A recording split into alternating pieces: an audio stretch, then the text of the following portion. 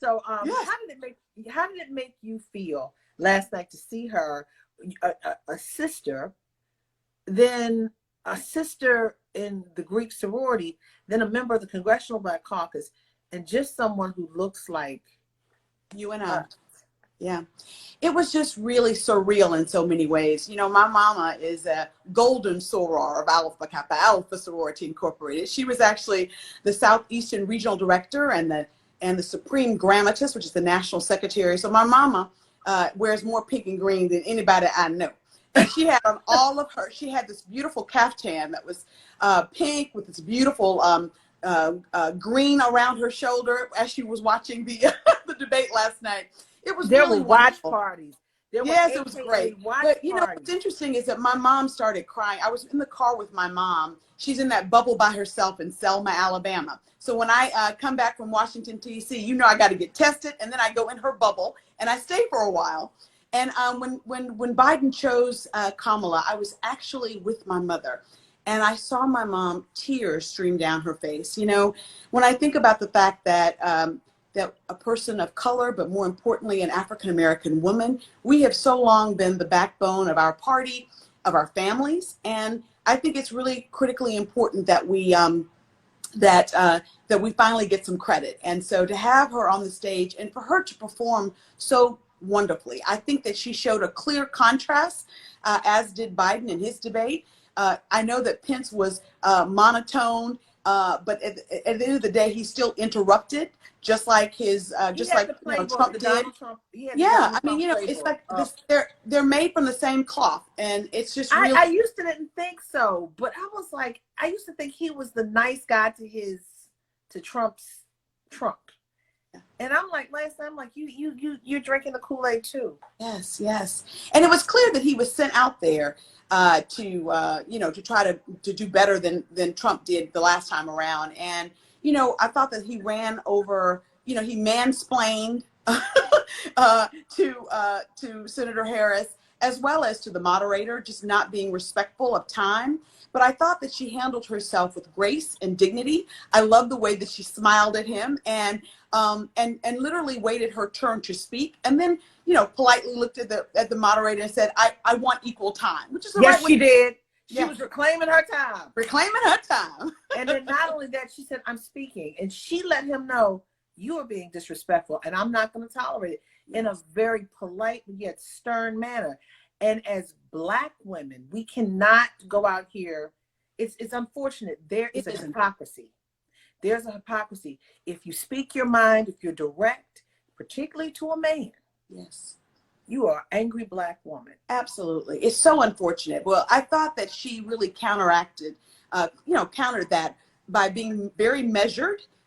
She was still no less emphatic in what she said. I think that she really called out this administration on its lack of coronavirus national strategy. And what a big contrast that a Biden-Harris administration would have versus a Trump-Pence when it comes to healthcare generally, but specifically dealing with coronavirus. So many, I think about my district. My district is a 61% African-American district. Yes. My district is my home district. It includes Birmingham, where I live. It also includes Montgomery and my hometown of Selma. In many ways, it is America's civil rights district. And what an honor it is for me to represent it every day. But, it's an honor, a responsibility that I don't take lightly. The people of my district showed that ordinary Americans can aggrieve in a nonviolent way their government and get amazing, impactful social change. And I think that that's important even today, as we saw, this 2020 has been a crazy year, an unprecedented year.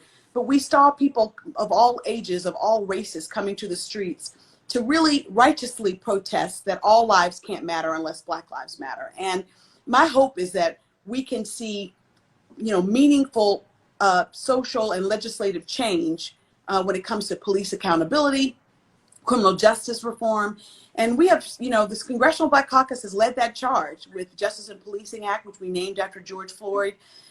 It's just this administration has really, as well as Senator McConnell, all of those amazing bills, including H.R. 4 to restore the voting rights, my bill. Mm-hmm. sitting on his desk. And it's just a shame. I think that there's so much that needs to be done, and that must get done. And I know that in the first 100 days of a Biden-Harris administration, we will see the Voting Rights Act restored. I also think that we will see important criminal justice reform, as well as police accountability and transparency. I think it's all, it's so important that we go to vote. I know we're not supposed to say how you vote, but but I think it's really important that people exercise that fundamental right to vote. So you are, the cradle of where you are holds so much history, so much change, so much transition.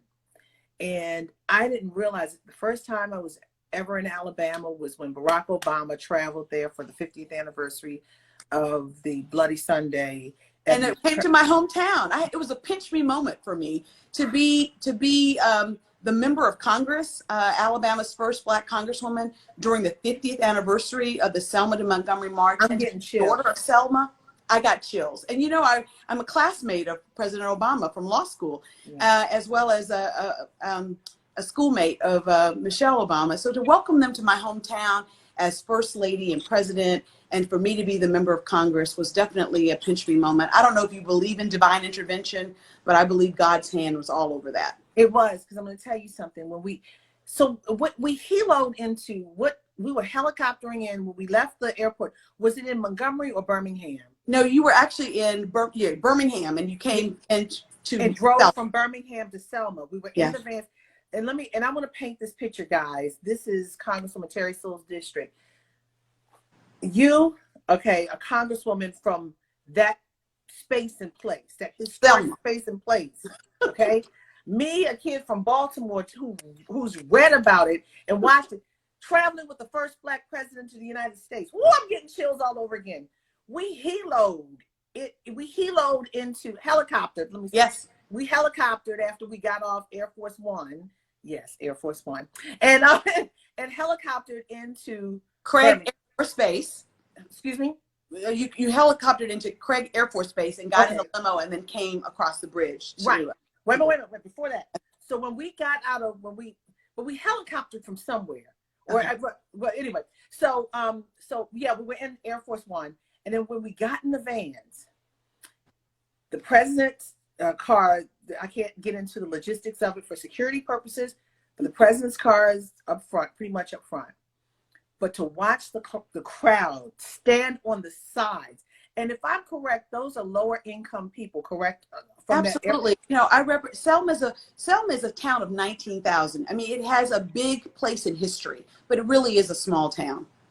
And so to be in those vans and to see those people stand out, Black people. And I saw one lady holding an umbrella that was red, white, and blue, and the stars. It was a flag. I said, yes, we are patriotic. To watch a Black president follow the path going down the Edmund Pettus Bridge. And then the car, his car got down the bridge first. But when we were driving, we didn't know where we were going. I was in the car with Charles Blow and some other people.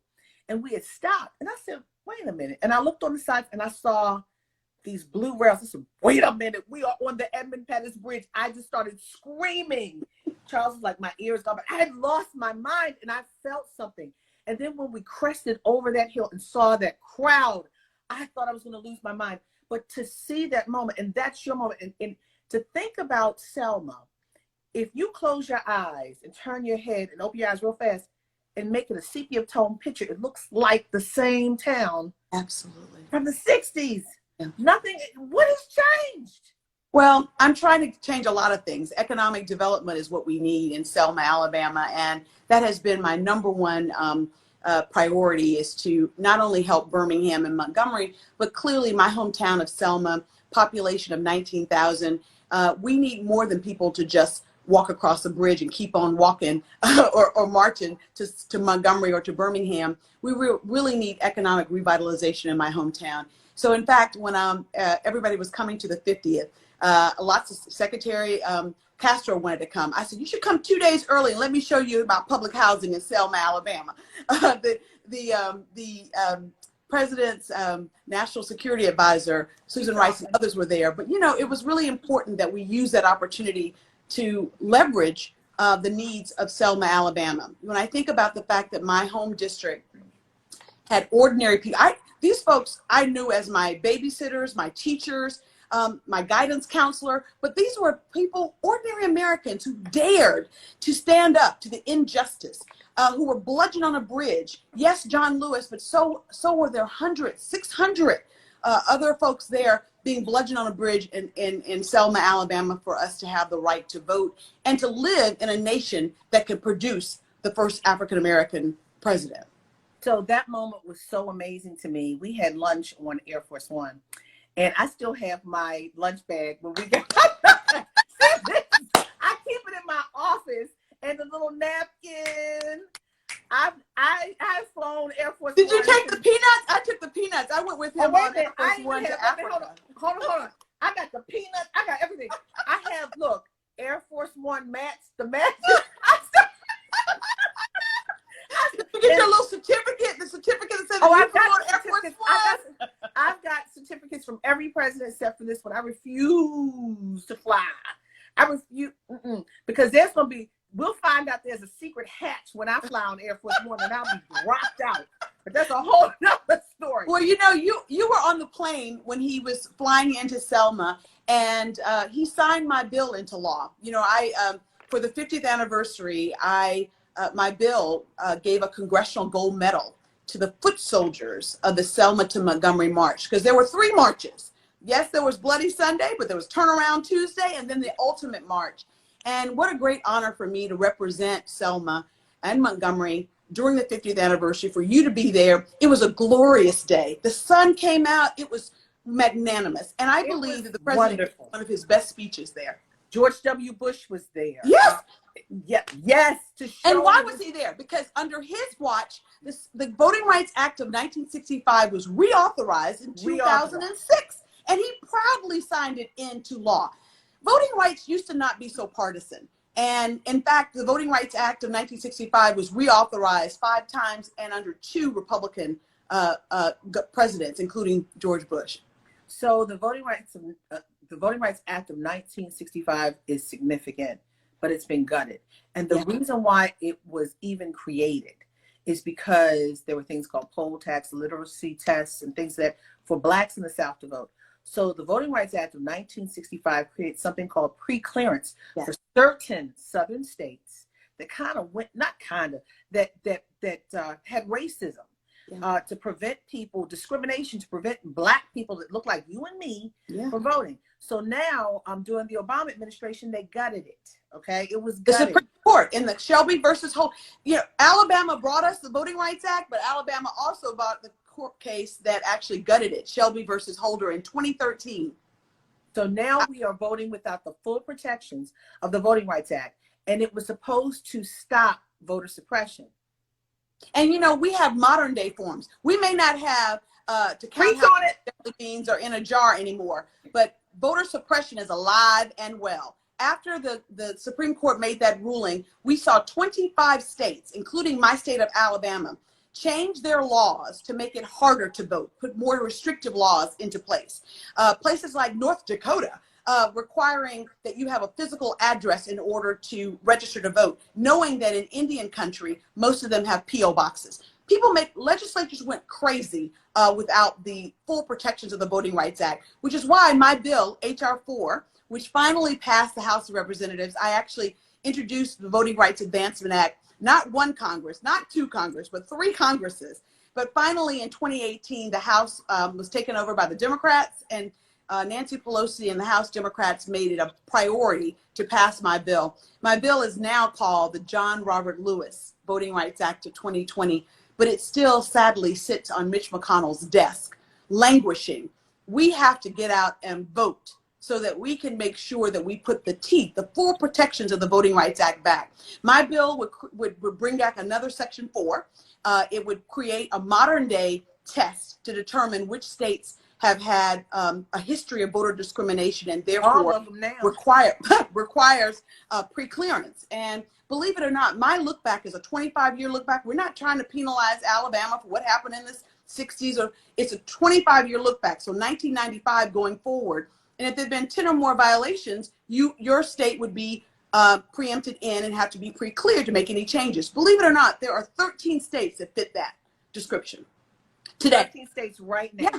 Including my home state of Alabama. And so, the reality is you may want to put Texas in there too, because you may want to put Texas in there because the governor. Oh yeah, Texas will be in there too. Texas, one ballot box now for South Carolina. Yeah, it's ridiculous. It's ridiculous. And the long lines that we saw in Maricopa County in 2018 in Arizona, people changing their polling stations without giving proper notice. These are modern day barriers to voting, and it's unacceptable. We have to make sure that we put the teeth back into the Voting Rights Act. So, okay, the 13 states, give us the 13 states, rattle them off slowly. Because this is important. We need to know. I know. So Alabama, Mississippi, Louisiana, Texas, Florida, parts of Arizona, South Carolina, North Carolina, parts of Tennessee, Arkansas. Did I say Arkansas? You just said it. And then 3 other states. Georgia, by any chance? Testing me. Did I say Georgia already? I don't think you did. Georgia would be in there as well. And so the states that people wouldn't think about, Arizona being in there, but they would be because they've had 10 or more violations over the last 25 years, statewide violations. And those violations have to be adjudicated violations. So not just, the hearsay, but rather adjudicated violations. And so, look, I think that it's so important, April, that we... Someone asked Kentucky. Is Kentucky in that? Kentucky's in there as well. That's because they were banging they were banging on the doors. Is it West Virginia? People are asking, is it West Virginia too? West Virginia was not. Okay. But we saw them banging on the doors in Kentucky trying to get in. That's Mitch McConnell's home state. Yes, it sure is. It sure is. And so what we find is that there are there's even a modern day poll tax. You remember that the folks in Florida voted to allow those who served their time, who are felons, to restore their voting rights. And then the state legislature decides, but you have to pay your administrative costs. If you, even if you've done your time, you have to pay the court costs. And if you haven't, you can't vote. That's a modern day poll tax. That's what that is, a modern day poll tax. So April, look, I think that old battles have become new again. We may have thought that we've already won the battle for civil rights or voting rights or even women's reproductive rights. But all of that is on the ballot to this in 2020. And it's so important that we make sure that we have a voting plan to get out the vote for 2020, especially given COVID-19. So I voted yesterday by absentee ballot in person in Alabama. And my video is coming out tomorrow. I've tried to show how easy it was to vote absentee. Alabama only has same-day voting on 7 a.m. to 7 p.m. on the election day. And otherwise, there's no such thing as early voting in Alabama. But there is a way that you can absentee vote for a time period before the election. And I'm just urging all of my seniors who, because the onerous task of having a copy of your photo ID is still required, even in the midst of this pandemic. And yes, your ballot has to be witnessed by 2 people, even in the midst of this pandemic. So I think that this is really horrible that states like Alabama are having these restrictive laws, and those laws are being upheld by the Supreme Court. We've sought to get injunctive relief. The NAACP Legal Defense Fund did. And they got through the lower court. They even got through the appellate court. But Clarence Thomas issued a ruling that basically the states know better, and that if they think that they need to have it to be witnessed by 2 people and a copy of one's photo ID to be a part of the application, then so be it. Woo, we're talking with Congresswoman Terri Sewell of Alabama. She's got this historic district that she's overseeing, and we heard about the fight, the fire, the passion from that cradle from whence she governs. We heard about the fight a couple of years ago. Black women, 50 years ago, right? 50 years ago, Selma. Yes. And in 2017, it was the Black women that gave Doug Jones a blue victory in the reddest of states. They said no more to more. in the black belt, and it's not because of black people. It's because supposedly the soil. It was very the fertileness of the soil. I'm like, yeah, oh, right. Look but at you. You've done your homework, April. Who do you think you're talking to? I know. I'm not. I should not be surprised. I'm sorry. That's what I'm saying. I may not be Harvard, baby, but I got it going on. I may not be Princeton, but I got it going on. So anyway, so it's called the black belt because of the richness of the soil. But these black belted women said no more to Roy Moore and put Doug Jones in. So I just think about the irony, the juxtaposition to what happened over 50 years ago with Selma, and then these women said no more. They rose up. When people feel empowered, when people have a dis-ease in their spirit, there's no stopping them. Even in the midst of COVID, people will wear masks, they will wear a hazmat suit, pack their lunch, breakfast, and dinner, and sit waiting at the polls. So it's incumbent upon all of us, please. The early vote, Dionne Warwick said yesterday, she said, she said, I want you to see me. She said, I'm going to the polls on November 3rd. So, and there's, in our conversation yesterday with Dionne Warwick, she was talking about the irregularities and the fraud, people throwing, and this is the thing, it's voters, we've had voter suppression forever. The president talked about fraud, now it's happening. Every time he says something, we need to expect it to happen at some point. He lets us know what's getting ready, what's coming down the pipe. So now there's issues of voter fraud. I'm gonna say it. He's created the situation by messing with the post office and our sorting machines and hijacking the daggone mailboxes off the corner. Hello. You know, I mean, we are in the midst of a triple threat, is what I've been telling my constituents. We got a coronavirus, or a health threat that's led to an economic threat, and we got a person in the White House that is a threat to our democracy. And so it's a triple threat. I don't even go back right now because I knew what was going to happen, and here it is. Anyway, so guys, at the end of the day, we have Congresswoman Terri Sewell, who's here with us for the hour. We got about a half an hour left, and this just talking about her district, the historic nature of her district that really gave us the right to vote. But not just the right to vote. You know, I represent Birmingham, Alabama. I live in Birmingham. It's the largest part of my district. And, you know, for me, it is never lost on me that I get to walk the halls of Congress because 4 little black girls were killed were bombed in their church for simply going to pray. So I walk proudly those halls of Congress for Addie Mae Collins, for Cynthia Wesley, for Carol Robertson, and yes, Denise McNair. We should know their names. They're not just 4 little girls. They have names, they have families. They lost their lives for us to have the rights that we now enjoy. It was the Civil Rights Act of 1965 that was passed because of the impetus behind the bombing of the 16th Street Baptist Church. And it's never lost on me. In fact, my very first piece of legislation, because, you know, I came in 2010 when the Democrats lost the House and the Republicans came in, my very first piece of legislation was to honor the 4 little girls posthumously on the 50th anniversary of the bombing of the 16th Street Baptist Church. And it was signed into law in the Oval Office by President Barack Obama. And standing there with me was the family members of Denise McNair, as well as Carol Robertson's descendants. And I don't want to cry, but, you know, I think that my job is not only to make sure that the people today have resources and better opportunities. Look what's possible from my district with opportunities and resources. I get to live it every day, and I get a seat at the table, and I've got to use my voice and my life experiences to make sure that my district gets its fair share. But I also must, as I remind my staff every day, we have to protect and advance the legacy of this district. This district brought us the Civil Rights Act of 1964. Our district brought us the Voting Rights Act of 1965. And we must remind people that it was a young John Lewis. My mama loves to say, she's a librarian, and she was the first Black city councilwoman in Selma. So I come from good stock, as they say. But my mom loves to say, bloom where you're planted. You can make a difference right where you are. You don't have to have a platform like April Ryan, although we're so happy she uses her platform and her voice.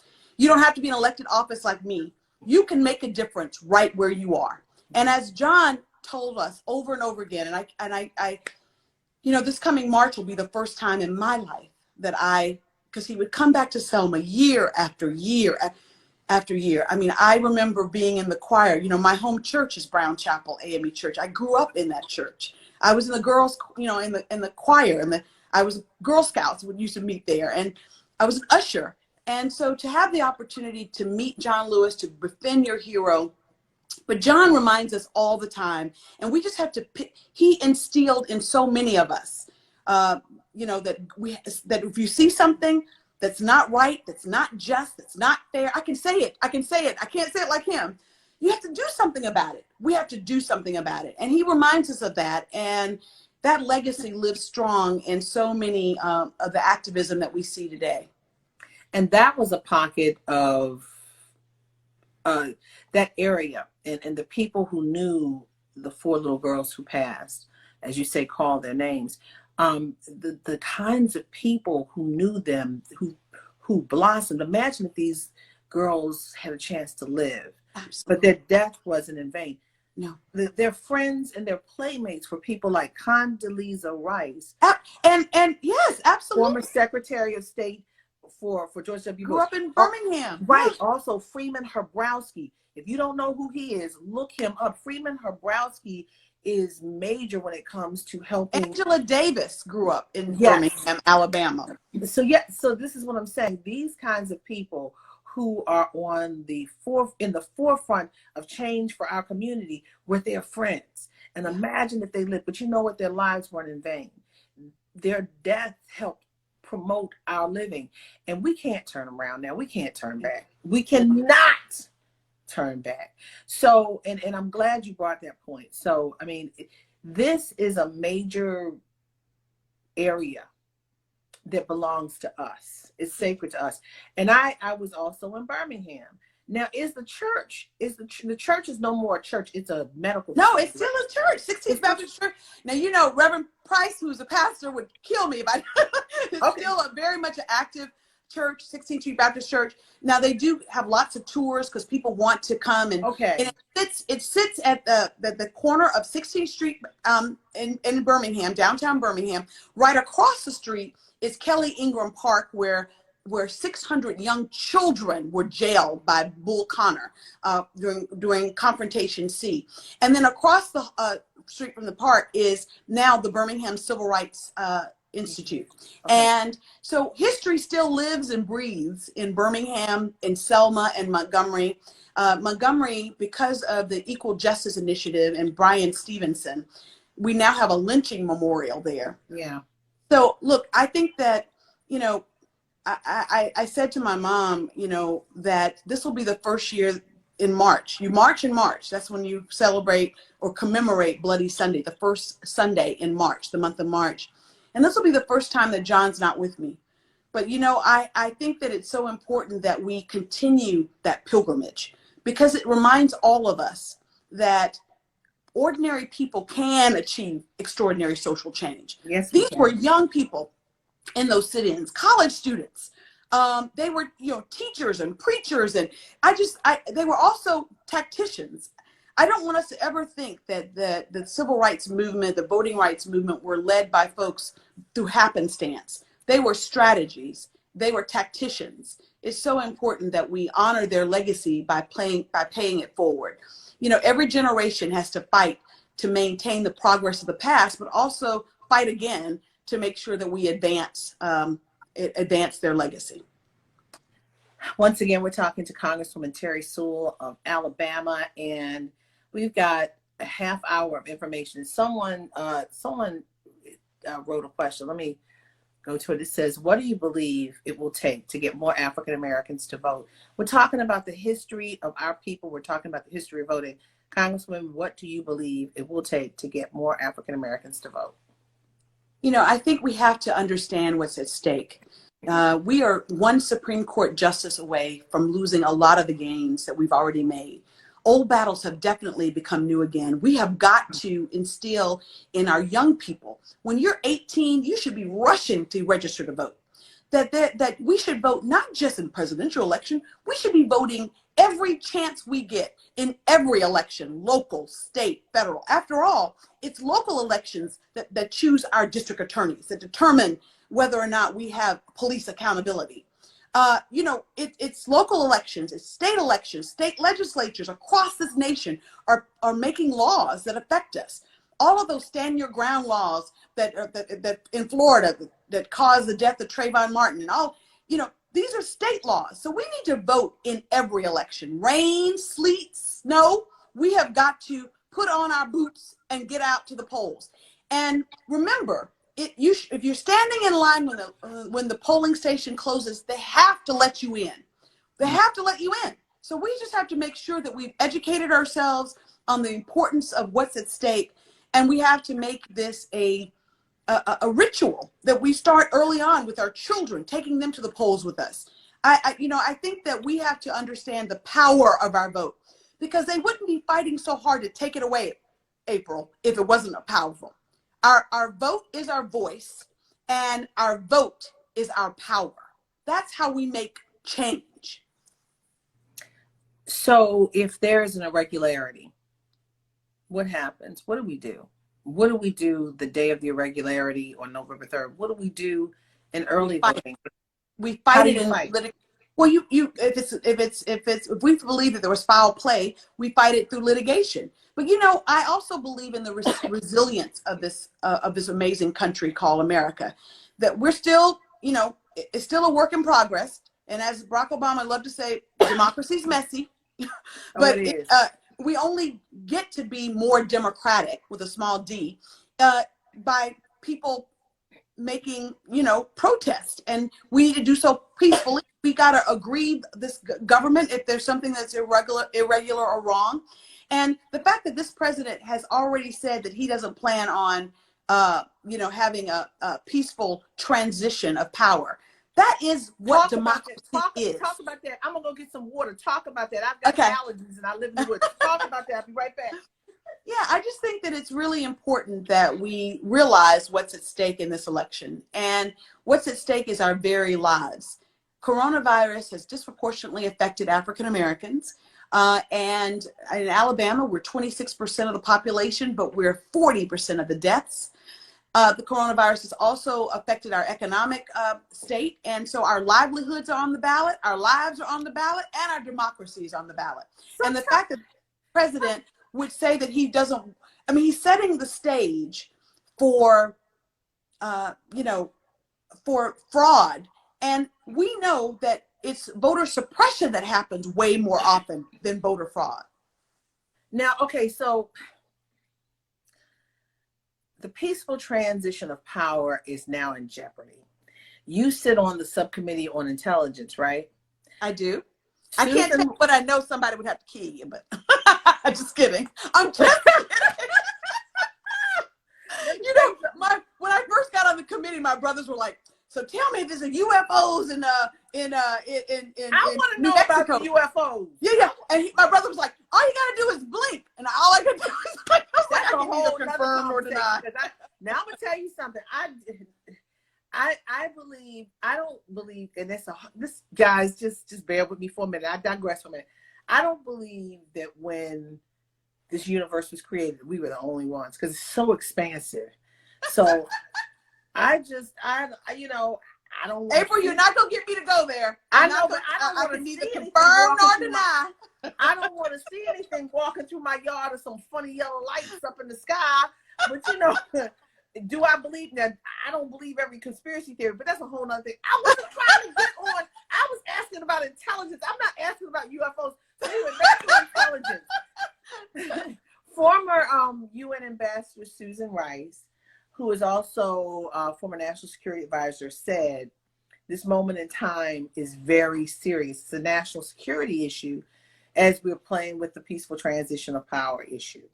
As we've got members, people, the administration, this current administration has people homesick. Tell me explain how the national security issue comes into play with all of this at this moment. This is serious, guys. Listen.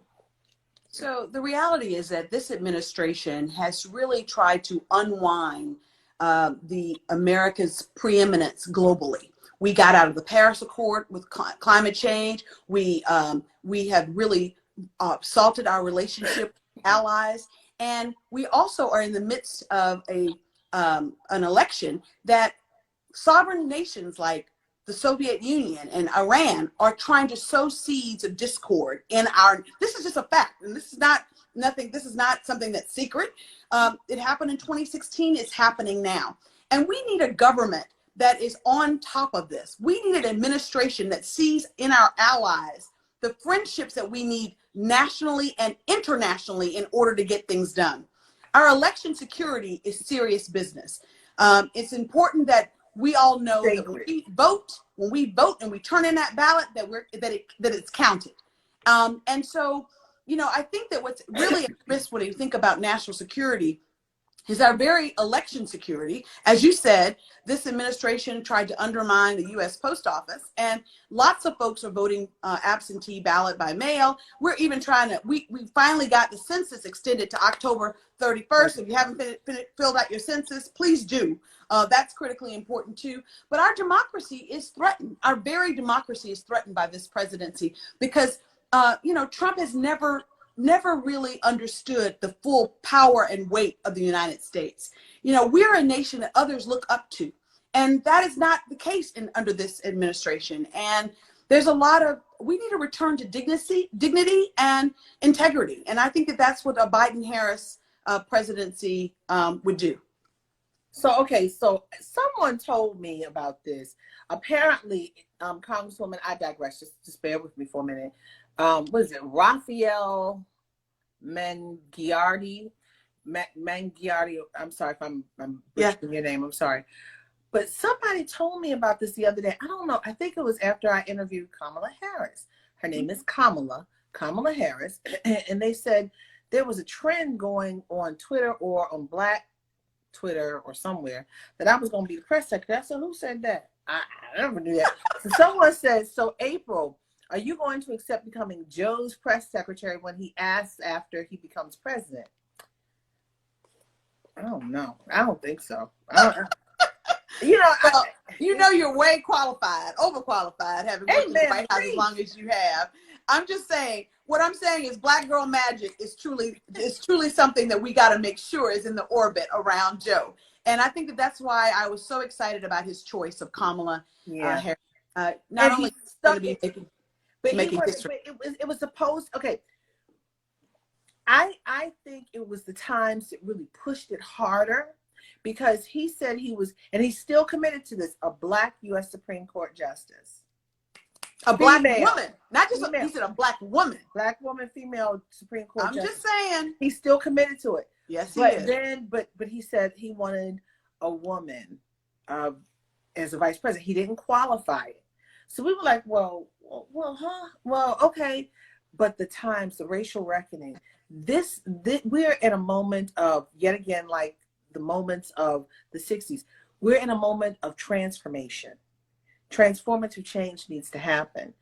And because of this moment, she's more than qualified. Absolutely. And she showed that last night. She introduced herself to a lot of folks who didn't know her. And the fact that her approval rating went up and Pence's was flat, just goes to show that the flag got a better approval rating than Pence. The flag got a better approval rating than Pence. That's one of the stories. So no, but I mean, in the moment, push that decision for the right decision to be made. This is a transformational moment. We are in. He said himself, you know, he got into this race because of Charlottesville. So if you get into the race because of Charlottesville, and then you see what's going on in Portland and Kenosha, Wisconsin, and what's happening with George Floyd, what's happening with Breonna Taylor, come on now, you got to make this. You know, weren't you proud of Kamala for mentioning Breonna Taylor last night? And you know, just really, I think that the reality is, just as I always, when I'm talking about the 4 little girls, call them out. Addie, say their name. Carol, Cynthia, and Denise. Yeah. We need, if there's power in our names, there's power in our recognition of the sacrifices that others have made. And we just need to make sure that we are doing our part. I want us to have meaningful legislative change to go along with the peaceful protests in the streets for racial reckoning. That's why the Congressional Black Caucus has made a priority getting the Justice and Policing Act passed. And you heard Kamala talk about that last night, about the elements that would make, give better police accountability and transparency. Because we know that unarmed Black men and women die at the hands of the police way too often. And we have got to do something legislatively about it. But we also need to do something. All of us have a civic, a civic engagement activism in our vote to do something about it. So, right. And that is sitting on Mitch McConnell's desk yet again. Someone just said what I consider being a moderator for the next debate. The debate moderators are already in place. Oh, I was to say this to you. And I think the reason why I'm not in contention is because Donald Trump and he's fighting. So it would automatically be perceived as I don't like him. But let's look at the next one when we're a little, let's see. And they need people of color. They absolutely do. They need people. They need diverse voices. We need diverse voices. Absolutely. So let me tell you what really made me proud of her. And she stood like a sister girl would, only a sister girl would, who went to an HBCU and ain't backing down, and Greek. They asked, she was asked by Susan Page about the vaccine. Would you take President Trump's vaccine? She said, not under Donald Trump. And then here goes Pitts. How dare you undermine the president? You know what? The president has undermined himself. I was waiting for her retort, and she couldn't because it wasn't, I guess the flow wasn't the way it was supposed to go. But I was waiting for her to say he has undermined himself just by being himself. The lies that he's told the American public, his walk, his stance, everything. So he told us to take bleach. Do you remember? Inject Lysol, bleach, and Clorox. Honey, I'm waiting for that injection that he, when did you undermining science. Her point was well taken. There was only one person on that stage last night that believes in science. And she said that very forcefully with the coronavirus. She also said it very forcefully when it comes to climate change. I just think it's really important that the issues that face us right now, I know they say every election is consequential, but this country, we Black people, we don't need 4 more years of Trump. I'm with you. I want to live. These have been treacherous 4 years. I don't endorse anyone, but I tell you what, Donald Trump has made my life a living hell because I just ask questions that he doesn't like about Black folk. And you can take that whichever way. When does a reporter need a security guard? Okay? Because of the president of the United States. Well, the attack on Black women, he came out attacking Black women. He called Kamala a monster today. I know. He called Kamala Harris. The president of the United States called Kamala Harris a monster. Why? Once he says those things, his minions start thinking. Yeah. Look at what happened to. Did you see the report about Gretchen Whitmer today? Yes. This is how dangerous it is. I'm telling you, even if this man who calls Kamala a monster, he's a monster. If this monster is reelected, everything, it's irreversible. Okay, it's irreparable. If he's not reelected, here's the problem. When he's outside, even from a jail cell, if they put him in jail, he's going to say whatever he wants to his minions, and they'll still follow. Why are people following as if we are doing something? People have not read civics. They've not had civics courses. I don't understand. You're not saying this. I'm saying this, and I own it. Okay, I have been trumped upon. Okay, he came down on me for no reason. No reason. You were doing your job. Doing my job. So I'm, guys, hey. But anyway, so moving on, I digress. Yes. Well, I think that the dog whistles to white supremacy in the last debate to stand down and stand by. What was that about? To go back to your premise that there are folks that are literally following his orders. It's really scary. I just, please go vote, people. Please go vote. And you know what Derek Johnson, the head of the NAACP, said? He said it sounded like a general commanding his troops. And that's what it's to stand back and stand by, whatever he said. Yeah. I was like, what? You can't. what a man thinketh, so is he. If someone asks you a question, the first initial thing is like, oh, I'm condemning them. It wasn't that. It was stand back, like, we're gonna wait. We're gonna wait. We're gonna see what you're gonna do. Wait for your order. I'm like, no. And the problem is, it needs to stop. It's all over Black Lives Matter. I don't care if it's white people fighting each other. It's about Black people mattering. And it's just ridiculous. But I want to get to another point from last night that really got to me. And again, going back to your intelligence background in the subcommittee that you sit on in the House. When they asked about China, the president said, we're coming for you. Guys, this is important. We have a very complicated relationship. We've had a complicated relationship with China. How can we now tell China your human rights, violations we're watching? We can't do that because we're violating human rights all over the place. This president, breaking rule of law. But then also remember this, we borrowed a lot of money from China. Oh, preach. I don't know about you, but the trade war that he was ensuing, I saw so many of my folks go and buy there, and I do too, from Target and Walmart and Dollar General, and those prices of those goods went up.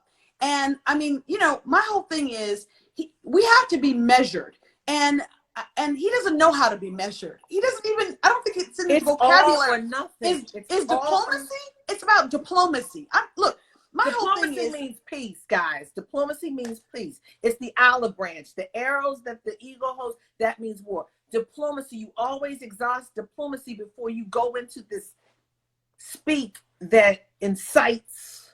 Well, he's trying to bully nations like he tried to bully Biden, and he's trying to bully other people. I just think that, when I pray at night, I pray for discernment. I pray for all of our elected officials because of the jobs that they have. And I pray for this president. I do.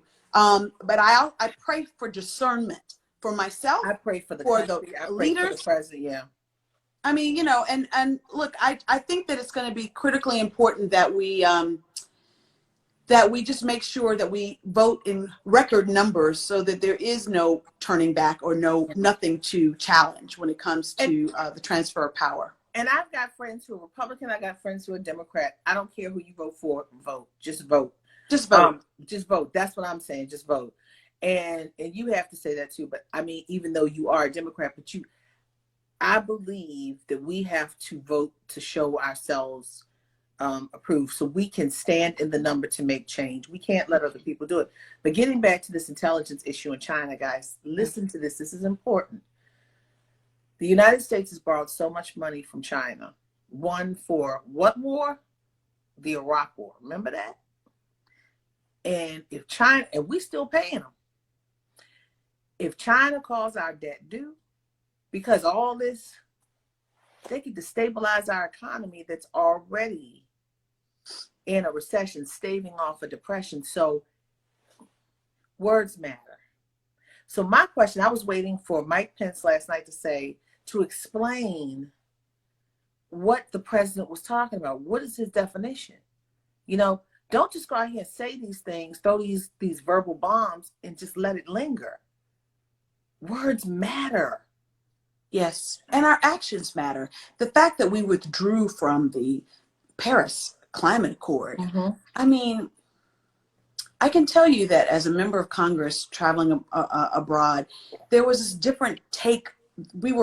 I can't tell you how many nations and other parliamentarians from other nations would just ask us about, this administration and how how backwards we're going. I mean, look, I get that we in America want to buy American. I believe in all of that. I do. Yes. I also know that we have a presence globally that is so necessary for global peace, for world peace, for this nation, for this country, this world. Our leadership matters.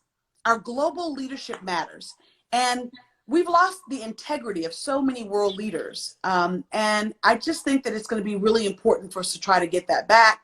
And I really think that there's only one ticket that will do that. And, I plan on, I've already voted for it. the ticket.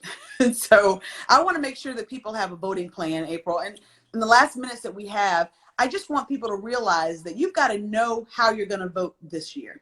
We know that there has been a threat to the U.S. Postal Service. We know that this president is threatened that it's going to be fraud and all this other stuff. We have got to, if you can vote early in your states, go vote early. If you can, if you vote on election day, because so many people are going to do that, make sure you already know your polling station. I mean, we've got to do our homework. We have to have a voting plan. If you're going to vote by absentee, know your state's rules and regulations. Because in Alabama, to vote absentee, I still got to make a copy of my photo ID. I still have to have my ballot witnessed by 2 people. In the middle of a pandemic, when you are safer at home and you may not have other people around you, you definitely don't have a copy machine. I don't know, to make a copy of your photo ID. They're making it harder, but we have to counteract their efforts with determination, with perseverance. We have to outsmart them. Know what your rules are. Know where your polling state. Make sure your name hasn't been purged from the rolls. I mean, we got to do some have a plan. And I just want all of us to remember that, because our vote is our voice, and none of us should be silenced in this election. So guys, also we need to remember it's not just about president. We got to vote down ballot from the top down. Know those who are on the ballot. Know their names, know the issues. Now, the onus is on you for this. I want you to vote down ballot because this affects you. But I'm from Baltimore, the Baltimore area, and guess who?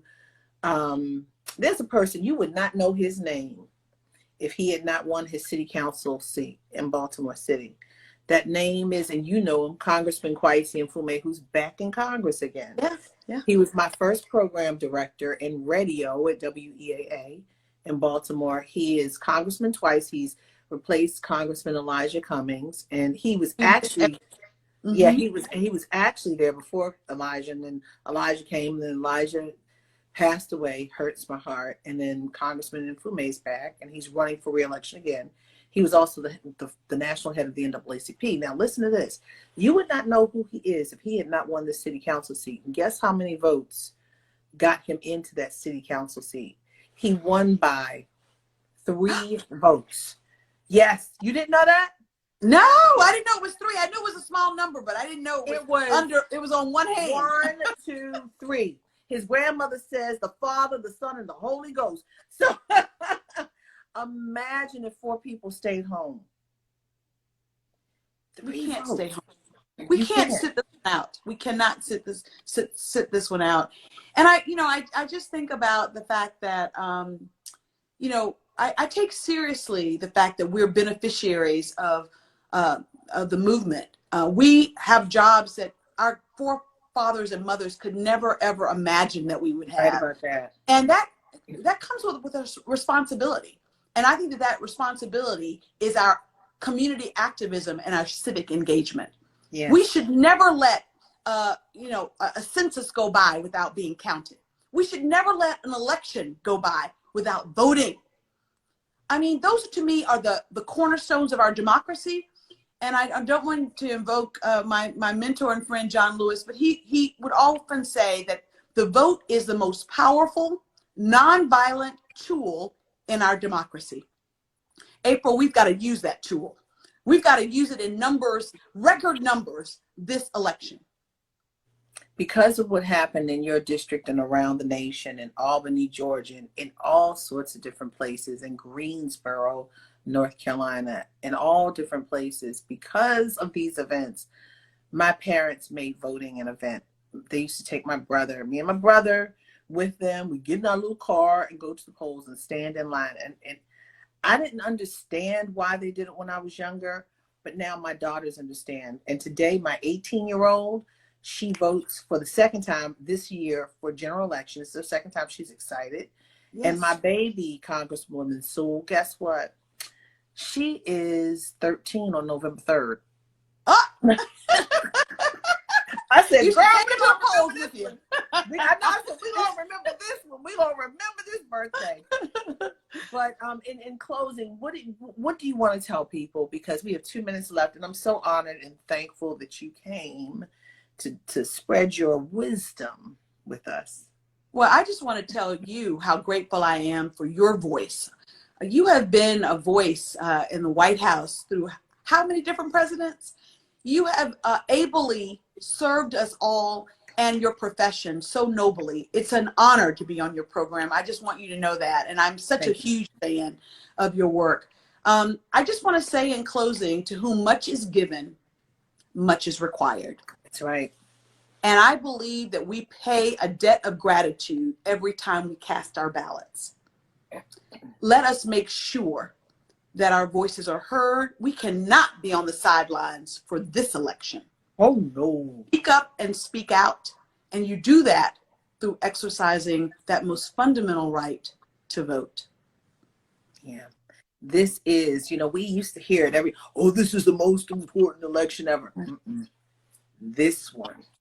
When you think about the Supreme Court, oh my God.